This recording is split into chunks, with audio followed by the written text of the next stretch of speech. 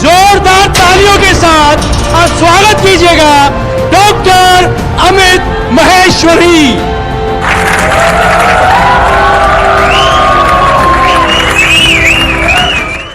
Create a value addition.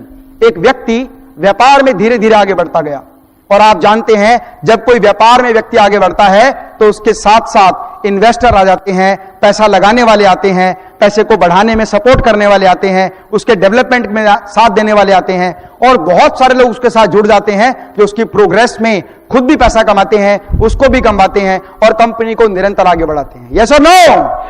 ठीक ऐसा ही एक व्यक्ति के साथ हुआ। वो व्यापार में आगे बढ़ता गया, बढ़ते बढ़ते बढ़ते उसकी कंपनी जो चंद लाखों रुपए से शुरू हुई थी करोड़ों तक पहुंची, करोड़ों से अरबों तक पहुंची, और अरबों से वो कंपनी पूरे विश्व में अपना परचम लहराने लगी। लेकिन अचानक अर्थव्यवस्था में मंदी आ गई। आप अपने व्यापार पर तो ध्यान दे सकते हैं, लेकिन अर्थव्यवस्था को कंट्रोल करना आपके हाथ में, अर्थव्यवस्था को कंट्रोल करना आपके हाथ में नहीं है। और अर्थव्यवस्था में मंदी आ गई, और जैसी अर्थव्यवस्था में मंदी आई तो इन्वेस्टर्स ने अपना पैसा निकालना शुरू कर दिया। और आज भी अर्थव्यवस्था में यही चल रहा है, मंदी का दौर है, लोग भूमि का सेल परचेज नहीं कर रहे हैं, मार्केट में बायर नहीं है, मार्केट में इन्वेस्टर नहीं है। इसका मतलब हर व्यक्ति अपनी पूंजी को संभाल के अपने पास रख रहा है, खर्च नहीं कर रहा है। तो ऐसा ही हुआ, हर व्यक्ति ने पैसा निकालना शुरू कर दिया और सेल घटना शुरू हुई। और धीरे धीरे जब सेल घटना शुरू होती है तो आपके खर्चे कभी घटना शुरू नहीं होते। वो व्यक्ति व्यापार में घटते घटते घटते घटते इस अवस्था पर आ गया कि उसका व्यापार नीलाम होने की कगार पर आ गया। और एक व्यक्ति जब उसकी संपत्ति नीलाम होने की कगार पर आती है तो उस नीलामी में खरीदने वाले लोग वही होते हैं जो कहीं ना कहीं उसके अच्छे साथी थे। और एक दिन उसी के फार्म हाउस के प्रांगण में नीलामी लगाई गई, क्योंकि इन्वेस्टर अपना पैसा वसूल करना चाहते थे। और नीलाम करते समय नीलामकर्ता जो वहां पर बैठा हुआ था बिडिंग को अनाउंस करने के लिए, वो एक एक करके चीजों को बेचने लगा। सबसे पहले मर्सिडीज बेंज। नीलामकर्ता ने कहा Mercedes Benz is available for sale, कीमत लगाइए। एक व्यक्ति ने कहा 10 लाख, किसी ने कहा 15 लाख, किसी ने कहा 20 लाख, किसी ने कहा 25 लाख। 25 लाख के बाद कोई आवाज नहीं आई। नीलामकर्ता ने कहा 25 लाख एक, 25 लाख दो, और 25 लाख तीन। और जैसे ही 25 लाख तीन बोला तो वो मर्सिडीज बेंज 25 लाख रुपए में बिक गई। और ऐसा करते करते उस व्यक्ति का मकान, उसकी फैक्ट्री, उसकी मशीन, उसके टूल्स, उसके इक्विपमेंट, उसका इंफ्रास्ट्रक्चर सब कुछ बिकने लगा। और जब सारी चीज बिक जाती है तो सबसे अंत में जो नंबर आता है वो नंबर होता है उस कबाड़ का जो कहीं ना कहीं साइड में पड़ा हुआ है। अब नीलामकर्ता ने कबाड़ की तरफ देखा, वहां पर एक तानपुरा रखा हुआ था, सितार रखा हुआ था, और सितार को देखा और नीलामकर्ता धीरे से मुस्कुराया और उसने एक व्यंग कसा। उसने कहा कि क्या कोई आप में से व्यक्ति इस पुराने सितार तानपुरे को खरीदेगा? सभी व्यक्तियों ने इशारा किया, नहीं, पुराना कबाड़ कौन खरीदेगा? तो नीलामकर्ता ने एक व्यंग कसा कि क्या कोई व्यक्ति सितार को 500 रुपए, 100 रुपए या 50 रुपए में खरीदेगा? और आप जानते हैं नीलामी का उसूल क्या कहता है, नीलामी में कीमत बढ़ती है। लेकिन यह व्यंग था जहां यह कहा गया कि क्या कोई व्यक्ति इस सितार को 500 रुपए, 100 रुपए या 50 रुपए में खरीदेगा? उस पूरे हॉल में सन्नाटा छाया हुआ था। भीड़ में से लास्ट की सीट से एक व्यक्ति ने हाथ खड़ा किया और कहा कि सर, आप इस सितार को बेच रहे हैं या इसकी बेइज्जती कर रहे हैं?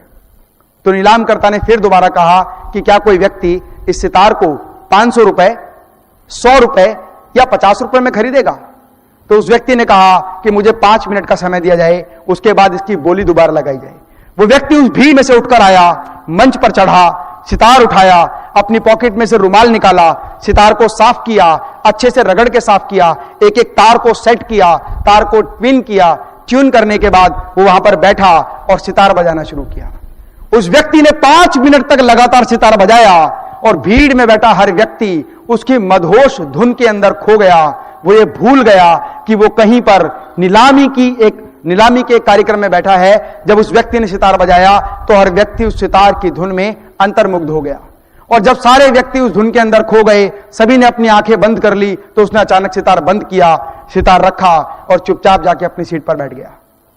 नीलामकर्ता जो एक व्यंग कस रहा था कि क्या कोई व्यक्ति सितार को 500 रुपए, 100 रुपए या 50 रुपए में खरीदेगा, तो उसने दोबारा भीड़ से पूछा, क्या कोई व्यक्ति सितार को खरीदेगा? तो एक व्यक्ति ने हाथ खड़ा किया, 5000 रुपए।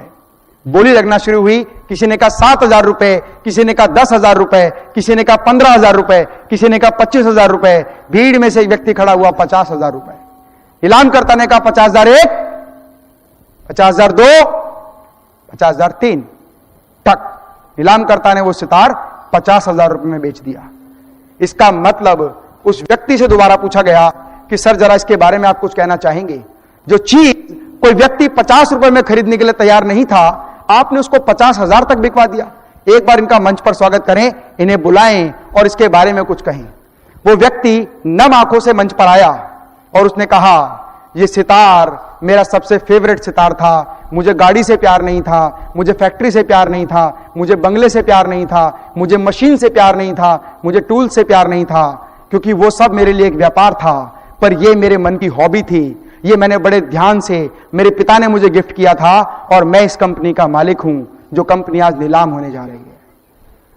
आप में से कोई व्यक्ति मेरी हर चीज की कोई भी कीमत लगा सकता है, लेकिन मेरी हॉबी की, मेरी काबिलियत की कीमत आप 50 रुपए नहीं, आप 50,000 रुपए लगाएंगे। और मैं वादा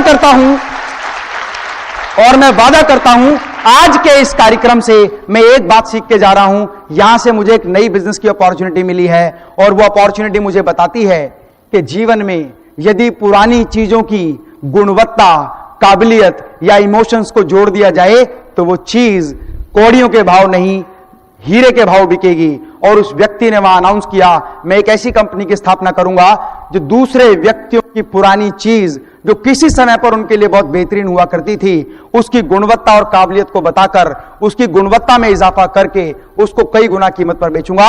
और उस व्यक्ति ने एक वेबसाइट बनाई जहां लोगों को ऑफर किया, आपके पुराना सामान हम बेचेंगे। और धीरे धीरे धीरे ये इतनी तेजी से प्रचलित हुई कि वो कंपनी 27,000 करोड़ का टर्नओवर पार कर गई और उस कंपनी का नाम है क्विकर।